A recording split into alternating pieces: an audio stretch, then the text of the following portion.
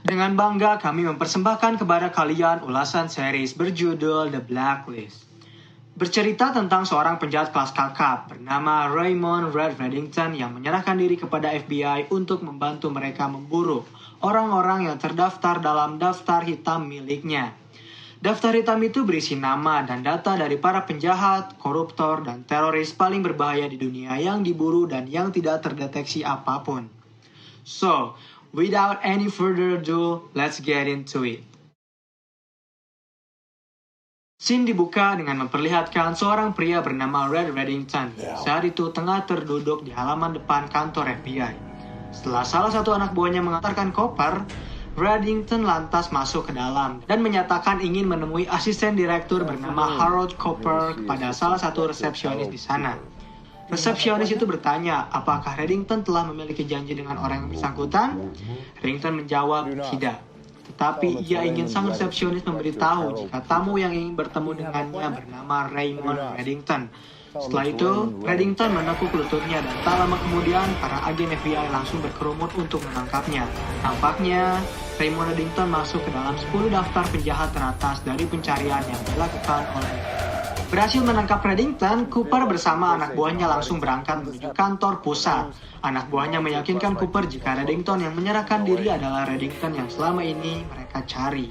Dari segi sidik jari serta tato miliknya sangat percis ciri-ciri dari Reddington. Bahkan, Reddington turut membantu rincian khusus soal misi Brussels tahun 2008, yang dimana operasi itu adalah operasi khusus FBI untuk membunuh Reddington. Mari kita berkenalan dengan Raymond Red Reddington. Ia merupakan lulusan angkatan laut terbaik di kelasnya, lulus pada usia 24 tahun dan ia telah siap dilantik menjadi laksamana. Namun di tahun 1990, Reddington pulang untuk menemui istri dan putrinya saat Natal. Tapi, petugas yang paling dihormati tersebut hilang begitu saja dari muka bumi. Hingga 4 tahun yang lalu, sebuah dokumen rahasia bernama Northorn bocor di Maghreb, Islamabad, dan Beijing. Semua kebocoran itu tertuju pada Reddington, sampai-sampai ia dicap sebagai penjaga kejahatan karena Reddington hanya ingin bertemu dengan penawar tertingginya untuk sebuah kasus yang ia ketahui. Kemudian, Cooper pun mulai melakukan sesi interogasi bersama Reddington. Setelah kamera tersambung, Cooper bertanya apa yang Reddington inginkan. Reddington tiba-tiba membahas tentang 3 kasus yang menurut Cooper tak saling berketerkaitan. Namun, ia memiliki satu nama yang merupakan dalang di balik 3 kasus besar tersebut, yaitu Ranko Zamani. Salah satu informan Cooper langsung mencari data pribadi milik Zamani, tapi ia mendapat informasi bahwa Zamani telah tewas. Reddington kembali berkata bahwa berarti akan ada sebuah mayat berjalan yang baru saja masuk ke Unit 283 dari Munich ke Dulles. Dan perkataan Reddington menjadi kenyataan. Seorang pria yang menggunakan identitas sebagai Sasa M. Chako baru saja terlacak masuk ke dalam bandara Dulles.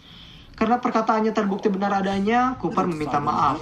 Lalu Reddington berjanji akan membantu FBI untuk menangkap Zamani dengan syarat ia hanya ingin berbincang dengan Elizabeth Kent.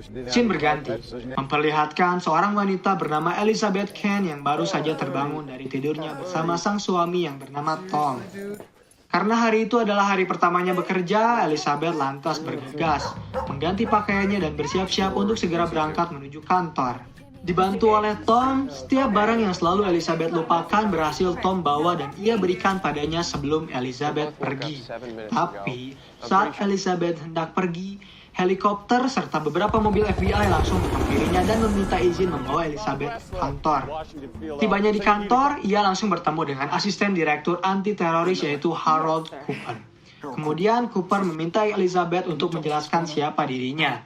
Tak mengerti dengan apa yang Cooper bicarakan, Elizabeth meminta maaf karena ia tak tahu maksud dan tujuan dari Cooper. Lalu Cooper kembali bertanya mengapa Reddington menginginkannya. Elizabeth berpikir karena ia merupakan pegawai baru yang mungkin saja bisa ia manipulasi. Mendapat jawaban yang membuatnya puas, Elizabeth pun langsung dibawa ke lokasi hitam untuk bertemu dengan Reddington. Sebelum dipertemukan dengan Reddington, Elizabeth diperingatkan terlebih dahulu untuk berhati-hati dengannya. Lalu saat Elizabeth bertemu dengan Reddington, kata pertama yang Elizabeth tanyakan padanya adalah ia ingin Reddington menceritakan tentang Ranko Zamani. Meskipun Reddington menjawab tak sesuai dengan pertanyaan yang ia berikan, Elizabeth hanya terdiam. Hingga akhirnya, Reddington menjelaskan setiap rencana yang akan Zamani lakukan. Dalam sejam yang akan datang, Ranko Zamani akan menculik seorang putri jenderal bernama Daniel Riker. Akan ada semacam pengalihan yang membuat komunikasi terputus. Kemudian, ia akan membunuh anak tersebut. Elizabeth bertanya, mengapa Reddington mengetahui hal itu? Dengan santainya, Reddington menjawab secara jujur karena ialah yang menyelundupkan Zamani ke negara ini. Perlahan, pembahasan Reddington mulai membelot. Ia membahas tentang Elizabeth yang ditinggalkan oleh ayahnya yang merupakan seorang penjahat. Ia juga ditinggal tewas oleh ibunya karena sakit dan rasa malu. Pernyataan Reddington membuat Elizabeth ketakutan. Ia memutuskan untuk keluar dari interogasi tersebut karena terkejut ketika Reddington mengetahui masalah pribadi di keluarganya. Yang ia ingin beritahu pada FBI adalah Zamani akan menculik putri jenderal. Kemudian ia terdiam sembari menelepon suaminya yang saat itu telah bertemu dengan anak yang akan mereka adopsi. Namun karena pikiran Elizabeth terlalu kacau, ia meminta maaf karena tak bisa membantunya mengurus hal tersebut. Tak lama kemudian, pihak FBI kembali memintanya untuk ikut bersama mereka mengamankan Putri Jenderal. Tibanya di tempat Putri Jenderal yang bernama Bethany berada, mereka pun langsung mengamankan Bethany dan mengajaknya pergi. Di tengah perjalanan, Elizabeth berusaha untuk menenangkan Bethany agar ia berpikir bahwa semuanya baik-baik saja. Dikawal oleh beberapa mobil FBI, mereka harus berputar arah setelah terjadi penutupan jalan. Namun, ternyata itu hanyalah permainan belaka karena tiba-tiba saja para penjaga yang menyuruh mereka berputar arah mengeluarkan senjata dan menembaki mobil para agen FBI. Mereka berfokus pada mobil yang ditumpangi oleh Elizabeth dan Bethany. Meskipun Elizabeth bersusah payah menyelamatkan Bethany dari penculikan tersebut, tetapi tetap saja ia harus menyerahkan Bethany setelah para penculik mengancamnya. Setelah Bethany diculik begitu saja, mereka kembali ke lokasi hitam untuk berbincang bersama Reddington. Reddington menjawab jika ia hanya tahu bahwa Putri Jenderal akan diculik, sisanya itu adalah tanggung jawab para agen FBI. Karena ia telah berjanji akan membantu FBI menangkap Zamani, lantas Reddington meminta izin untuk menunjukkan bagaimana cara ia bekerja. Reddington menyusun ulang peta buronan Zamani yang telah FBI susun secara berpola, dimulai dari Miroslav, seorang kimiawan, hingga Reinhard, seorang banker Jerman. Semua terkait dengan rencana mahal yang akan Zamani lakukan. Karena Elizabeth kesulitan mencari pola asli yang Zamani rencanakan, Reddington memberi saran pada Elizabeth untuk menganggap masalah tersebut sebagai masalah pribadinya. Elizabeth berpikir keras. Ia lalu perlahan menguraikan setiap permasalahan Zamani, dimulai dari Zamani yang mengidap virus Nipah sehingga membuatnya sekarat. Sebelum Zamani tewas, apa yang ia butuhkan dan apa hubungannya dengan Bethany? Reddington bertanya. Elizabeth kembali menguraikan bahwa ayah Bethany bertugas di Bosnia untuk membantu pasukan NATO di daerah Bihać Pocket. Mereka meracuni desa yang merupakan kampung halaman dari Zamani. Semua orang desa tewas terkecuali Zamani yang berhasil selamat. Artinya, dari semua motif yang Zamani perlihatkan pada FBI, ia ingin balas dendam pada jenderal. Ia menyewa kimiawan untuk membuat bom dan meledakkannya di Washington dan menggunakan Bethany untuk membalaskan dendamnya. Reddington lalu berkata jika ia memiliki teman dengan panggilan penjaga hotel. Ia menguasai banyak tempat rahasia. Apabila tim FBI ingin menangkap Zamani, maka mereka harus memanggil temannya. Tetapi semua itu memiliki harga. Reddington ingin ditempatkan di sebuah hotel mewah dengan fasilitas lengkap. Dan perkataan Reddington kembali terbukti. Dalam hitungan sekejap, tim FBI berhasil meringkus kimiawan beserta anak buahnya.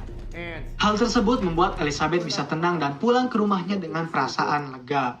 Bahkan saat ia tiba di rumah, Elizabeth melihat ucapan selamat datang dari Tom atas anak adopsi mereka yang pertama.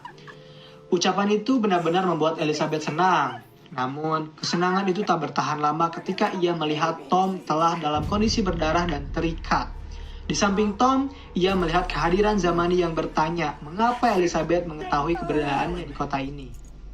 Zamani ingin Elizabeth memberitahu informasi tentangnya. Semua informasi Elizabeth berikan pada Zamani agar suaminya selamat. Kemudian Zamani menjelaskan jika ia memiliki rencana yang akan menimbulkan banyak korban jiwa. Pilihannya, Elizabeth harus menyelamatkan banyak korban jiwa atau ia menyelamatkan suaminya. Kemudian, Zamani menusuk perut Tom dan ia pergi begitu saja. Tom yang perlahan kehabisan darah langsung dibantu oleh Elizabeth yang menelepon 911. Setelah itu, ia kembali menghampiri Reddington untuk menyalahkan semua ini padanya. Ia menyalahkan Reddington karena mengira Reddington lah yang memberitahu Zamani tentang operasi rahasia ini, sehingga suaminya harus menjadi korban. Tetapi Reddington mengelak. Ia justru meminta Elizabeth untuk berterima kasih pada Zamani karena mungkin saja Zamani telah menolongnya. Namun, tiba-tiba saja Elizabeth melubangi pembuluh darah Reddington yang akan membuatnya tak sadarkan diri dalam 1 menit. Setelah itu, Elizabeth mengancam Reddington untuk memberitahu secara lebih jelas bagaimana ia menemukan keberadaan Zamani. Lalu, ia meninggalkan Reddington dan disinilah titik terendah dari hidup Elizabeth. Ia perlahan membersihkan darah suaminya yang berceceran di karpet. Scene kembali berganti. Elizabeth yang mulai membaik meminta izin kepada pihak FBI untuk menjenguk kimiawan. Awalnya, ia ditolak karena Elizabeth sedang dalam penangguhan. Tetapi Elizabeth memaksa hingga akhirnya agen Ressler memberi izin pada Elizabeth. Namun saat Ressler membukakan tirai kamar sang kimiawan, ternyata ia telah berhasil kabur yang membuat seluruh agen FBI langsung menyebar untuk mencari keberadaannya. Di satu sisi, Reddington yang keluar dari hotel bertemu dengan Zamani di suatu tempat. Meskipun pihak FBI bisa melacaknya, Reddington begitu tenang berbincang dengan kawan lamanya. Zamani menceritakan bahwa ia akan membawa kembali wabah yang telah dialami oleh desanya. Namun, kali ini ia tak hanya mengarah pada anak jenderal saja, melainkan setiap anak-anak yang berada di kota Washington DC. Setelah itu, Zamani pergi meninggalkan Reddington. Setelah bertemu dengan Zamani, Reddington menelepon Elizabeth untuk memberitahu bahwa Zamani telah mengarah ke seluruh anak-anak. Kini, ia ingin Elizabeth memberitahunya apa yang ia lihat terakhir kali saat suaminya ditahan oleh Zamani. Elizabeth menjawab berbagai macam hal, namun Reddington mengelaknya. Hingga akhirnya, Elizabeth teringat sebuah cap stempel yang mengarah kepada sebuah kebun binatang di DC. Lantas, Elizabeth segera pergi ke kebun binatang tersebut. Sesampainya di sana, ia melihat Bethany yang terduduk sendirian. Bethany yang ketakutan memperlihatkan sebuah bom yang mengikat tubuhnya. Di lain sisi, agen FBI berhasil menghentikan pergerakan Zamani yang saat itu telah terpojok. Namun sayang, Zamani telah terlebih dahulu mengaktifkan bom yang terikat di tubuh Bethany dan Zamani pun tewas setelah ia ditembak jatuh oleh agen FBI. Karena bom telah menyala, Elizabeth kembali menelepon Reddington untuk meminta bantuan. Reddington memberitahu Elizabeth jika ia telah mengirimkan satu temannya yang akan menangani bom tersebut. Tak lama kemudian, seorang pria asing yang tak bisa berbicara bahasa Inggris sama sekali langsung datang dan membantu Elizabeth mengamankan bom di tubuh Bethany.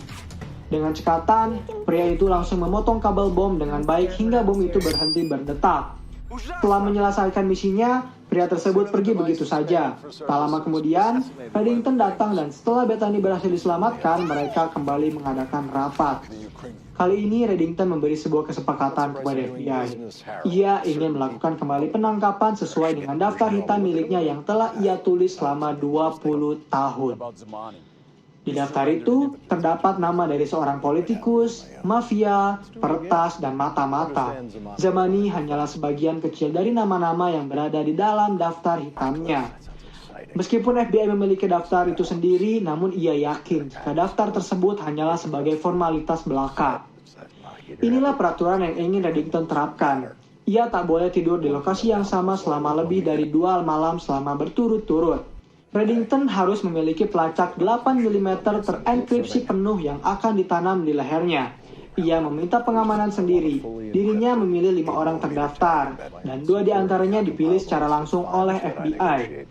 Apapun yang Reddington katakan, ia meminta kebebasan dalam sesi bernegosiasi. Dan yang paling terpenting juga adalah, ia hanya berbicara kepada Elizabeth Kent.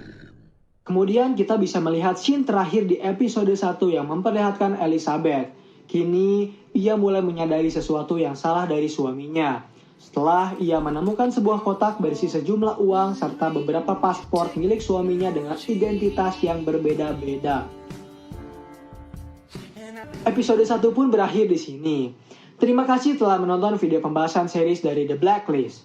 Bagaimana tanggapan kalian? Komen di bawah untuk rekomendasi film atau series selanjutnya. Klik tombol subscribe untuk mengikuti perkembangan channel ini dan klik tombol like jika kalian menyukai pembahasan kami. Dan sampai bertemu kembali di episode selanjutnya.